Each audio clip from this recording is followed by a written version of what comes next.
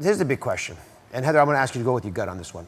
What's going to happen? What's next for Lori? Do you think she'll actually get the 40 years that everyone seems to want her to get, or she's going to walk away with a lighter sentence? Or do you think she'll actually, at the last second, plead guilty? Well, there's a lot that we don't know about the relationships here, Dr. Oz. The judge is going to change. And so this lawyer may know something about this next judge and whether perhaps he gives more lenient sentences.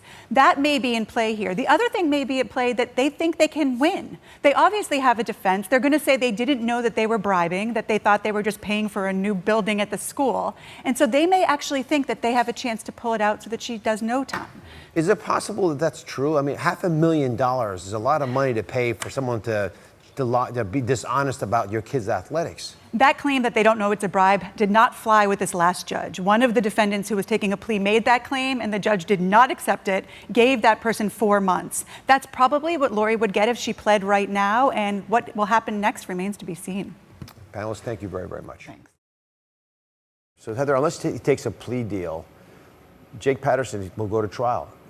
Will Jamie, who's been through enough, have to testify at that trial? She absolutely will have to testify. Look at Elizabeth Smart. Similar case, she testified against the perpetrators against her. And we know from the fact that Jamie escaped the way she escaped, she is a tough little girl, and I have every confidence that she could do it.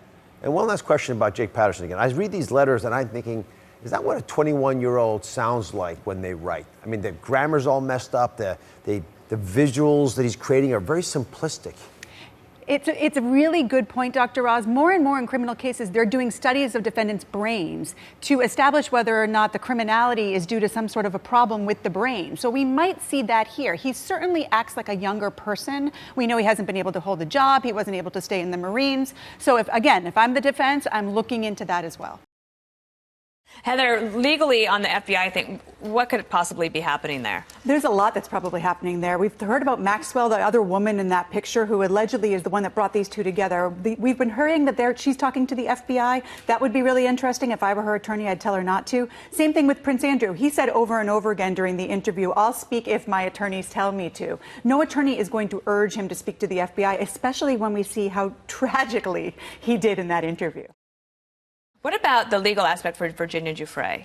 I mean, listen, she is really trying to get the London authorities to investigate and go forward. They're saying, no, it's not in our jurisdiction. If there was any trafficking, it was elsewhere. We think that's probably the United States investigation against Epstein. I think that the legal ramifications are going to continue. I think that the interview that she has given or will give will allow us to see some more of the evidence. But again, the thing is here, Dana, there's nobody cross-examining these people. So, for example, Prince Andrew, Giuffre's attorney said, I would love to take his deposition. I would love to refresh his recollection, which in lawyer speak means he has evidence to show him to refresh his recollection as to different things that he denied.